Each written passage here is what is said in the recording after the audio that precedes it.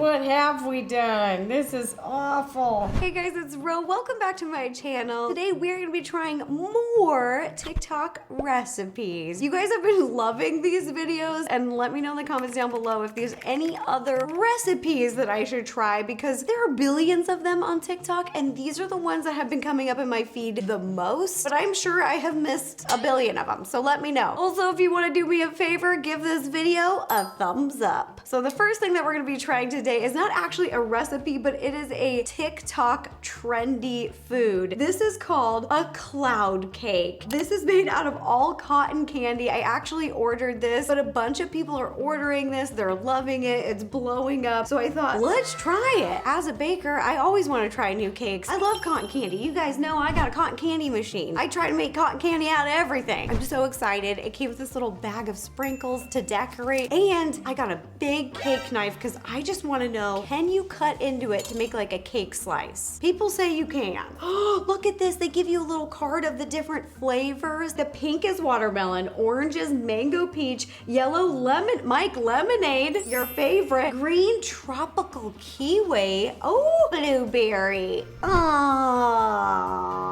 Okay, let's try this. I feel like I'm opening it and that's just closing. I'm opening, I'm going to...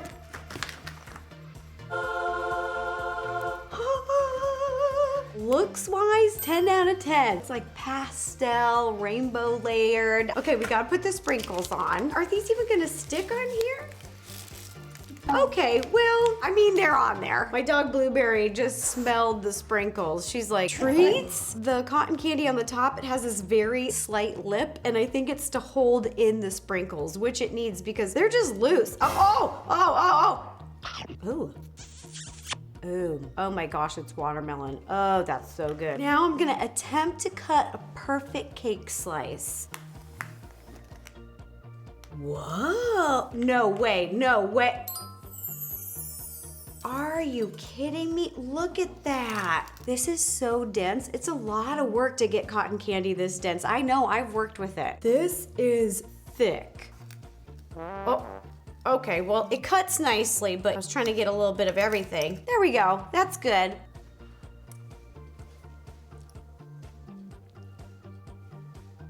Wow, whoo, that's sugar. Woo, I don't know how much sugar I just ate. That was a lot. And I think what makes it really sweet is that the cotton candy is dense. It's like compressed. Usually when I have cotton candy like at the fair or when I'm making it at home, it's much more light and airy and fluffy. One bite feels like 10 bites. This is a really cute trend. Like if you love cotton candy and it's your birthday, hello, dream come true. My only advice is small slices because, whoa. Overall, it's a fun novelty. It is what you would expect. It was about $32. Also kind of a fun option if you're vegan or gluten-free. This is just all sugar. But ultimate test, it is a birthday cake. Let's see if we can put candles in it. That's what I need to know. Happy birthday to you. I'm even moving around, Mike. Let's do one-handed. Birthday, dear. It was Coconut's birthday. She turned 4, so I'll say happy birthday, Coconut. I'll make a wish for Coconut. Oh, the sprinkles go everywhere. Okay, so if you do this, maybe not the sprinkles.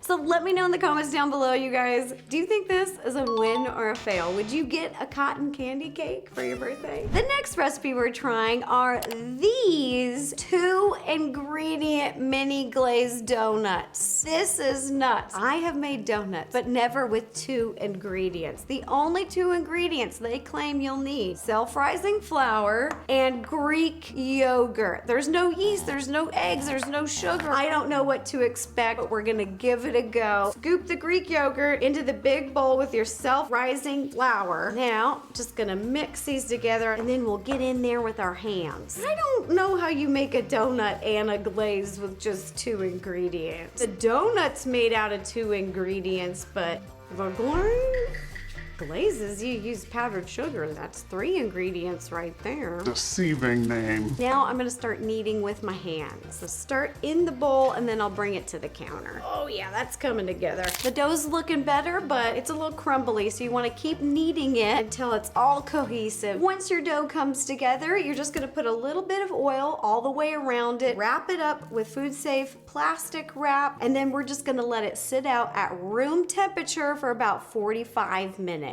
Our dough rested, I rolled it out here right in front of me, and then over here I have some cooking oil heating up. You wanna bring it to 320 degrees, which it is at right now, so that's perfect. So let's cut out some mini donut holes. I'm just using this small teeny circle cookie cutter, and then for the inner part, those little decorating piping tips, but not the little end, the big end. Let's try it. Let's just do 4 to start. 1, 2, 3, 4, and then we're gonna do the little hole. Little toothpick, pop it out. That is the smallest donut hole I have ever seen in my life. Oh my gosh, Mike, you know what these look like? Those yummy sour rings that you like. How cute. And I'm just gonna stack them onto this slotted spoon. Now you're just gonna plop them in the hot oil like that. And we're just gonna fry them. Look, they're floating. Basically, you just fry them both sides till they're a light golden brown. And then we're gonna scoop them out and place them over here. It's a drying rack on top of a baking sheet. Well, they smell delicious. I mean, anything fried.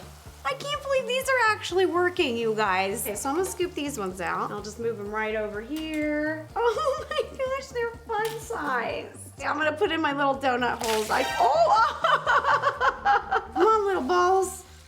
You got it. There's my little donut holes. So far, it looks like it's working, so I'm just gonna keep doing this to the rest of our donuts. I'm gonna keep cutting them out. I got the measurements from the video. It's a really nice consistency, so I'm just gonna dunk them in. Boop. Dunkin' Donuts. Oh, is that how they got the name?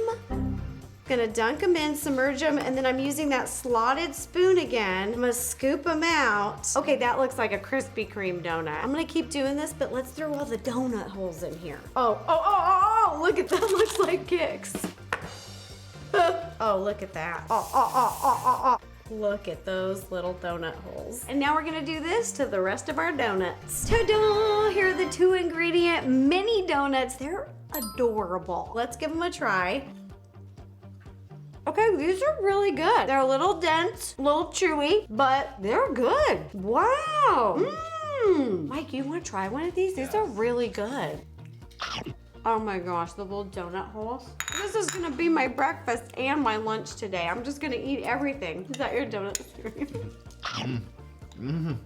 Oh, it's so good. I gotta be honest, I love this recipe. My only complaint about it, when you eat them fresh, they're delicious. But if you let them sit out for a while, they lose the flavor. They get a little bit more denser and chewier. But other than that, it worked. On to the next recipe. I love potatoes. Today we are gonna try making, they call them potato Pom Poms. I also love that because I was a cheerleader in college with the little pom poms, and they kind of look like little fuzzy pom poms. You're gonna take your potato, peel it. I've already peeled it, and then you're gonna cut it so it's got a nice flat side, so it sits down flat right here. I've got it on top of a cutting board with 2 chopsticks. That's gonna be our guide so we don't cut all the way down. Take your sharp cutting knife and you're gonna cut down until you hit the chopstick so it doesn't go all the way down. Look at that. And we're just gonna go this way.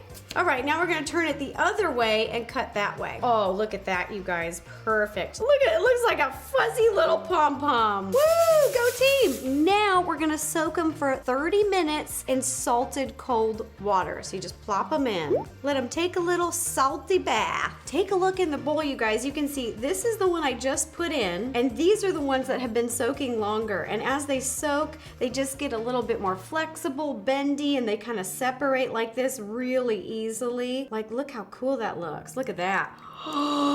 Look at that. They look like mini French fries. After they've soaked for 30 minutes, we're gonna dip them in this yummy little dry ingredients over here. They didn't give the measurements in their recipe, so I played with it a little bit, but basically it's got a cup of flour, 2 teaspoons of cumin, smoked paprika, a little chili powder, and they didn't have salt. I'm offended.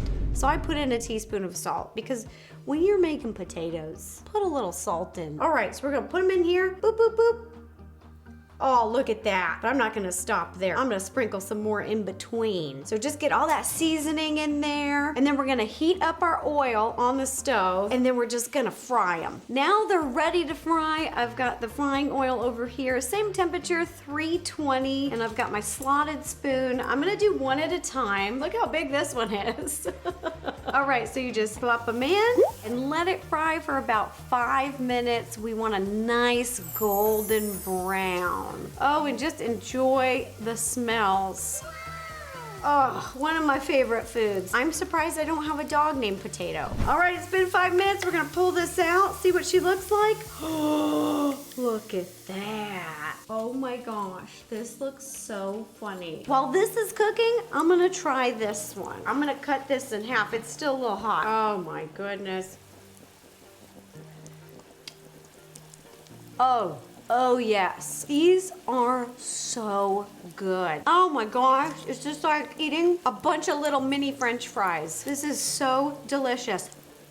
The next recipe we're gonna try are these chocolate pockets. I have never tried something like this, so I'm really fascinated. So how you make these, you take 2 pieces of bread, and then we're gonna put a little chocolate right in the middle, put the other piece of bread on top. So I'm using a cup, and you're just gonna press down around that chocolate in the middle, and you're gonna take off the excess bread, basically removing the crust, and then we're gonna pop them in the toaster. So I'm just gonna peel this off, boop, boop, boop, boop, boop, all the way around. Oh, okay, I didn't do the best job. Oop, okay, hold on. I'm gonna use this little knife. This will help me. Oh my gosh, Mike, these look like those little peanut butter jelly sandwiches. So what I'm gonna do is I'm just gonna, with my fingers, I'm just gonna give it an extra little pinch so it doesn't come apart. Okay, and I'm gonna make 2 of them. These are 2 different types of chocolate. So one was a Cadbury chocolate, and then this one's a Ghirardelli. And this one, the Ghirardelli chocolate, has a little caramel on the inside, so it's a little extra fun. This again. Oh, nice, look at that. Then we'll just cut this out. All right, so I'm gonna go around and pinch just to give it a little seal. With these extra little crumbs, you can like make a little bread pudding for yourself. Or for me, I just eat it. Just like bread, love you. All right, I'm just gonna squish these down a little bit, make them a little flatter so they'll fit in the toaster. And I'm really pinching the edges because I really don't want these to open up. All right, now we're gonna toast them up. Here we go. Boop, let's pop these in. TikTok says these only take a few minutes to make, so. What the? Oop, come on, squish them, hold on. Let me squish them down a little bit more. Okay, there we go. A few moments later. Okay, it just popped, but they're stuck. So I'm gonna force them up. Oh, that one opened a little, but I don't see any chocolate that came out, so that's okay, that's okay. They're really hot, so I'm gonna cut one in half just to help it cool a little quicker, and then I'm gonna take a bite. I have to say, so far, easy to make, and they really only did take a few minutes. Oh, wow, look at that. Little melted chocolate in the middle. This one scared me because this one came out a little open. I was like, oh, look at the caramel. So I'll save the best for last, which is what I'm assuming because I love caramel. So I'll try this one first. Okay, here we go. I mean, delicious. Let's try the Ghirardelli with the caramel.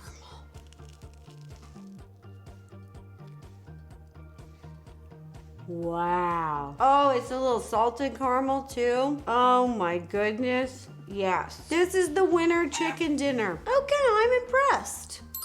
Good job, TikTok recipe. I'm ready for another one. Next recipe we're gonna try is called a sushi bake. All the meats are cooked, but this is like a sushi casserole. Growing up, my mom used to make a lot of casseroles, and I loved them, but they had a lot of noodles in them. I'm Italian, I love noodles. I've never done it like sushi style, so we're gonna give it a try. We're gonna give it a go. Over here in the casserole dish, we have 2.5 cups of cooked rice with 2 tablespoons of rice vinegar. So that's already ready for us.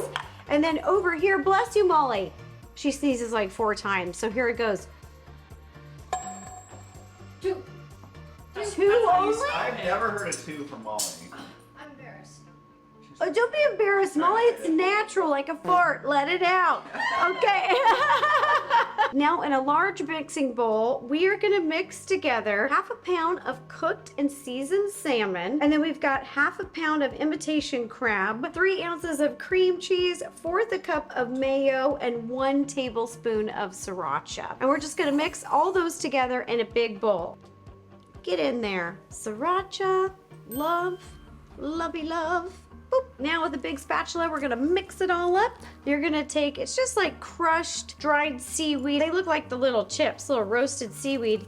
We're just gonna sprinkle it on the top. All right, now I'm just gonna take this and I'm gonna start scooping it on the top, and this is a great time to heat your oven. You wanna heat your oven to 380 degrees. And once I get this all on the top, we're gonna bake this for 10 minutes. Sushi Bake is hot out of the oven. Okay, so in the video, she takes some spicy mayo, drizzles it over the top. Let's do a little nice drizzle. Come on. Oh, I wasn't ready. Okay, that corner's just gonna be extra spicy.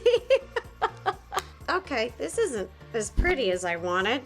Oh, okay, this corner is very spicy. Whoever takes a bite there is gonna get a lot of spice. Then we're gonna do a little bit of green onions sprinkled all on the top. Then a little sprinkle of black sesame seeds on the top. Okay, this actually looks kind of cute. A sushi casserole really scared me, but maybe this is gonna be all right. So we got our little piece of seaweed.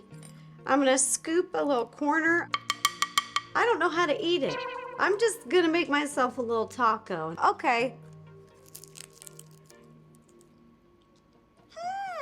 Actually,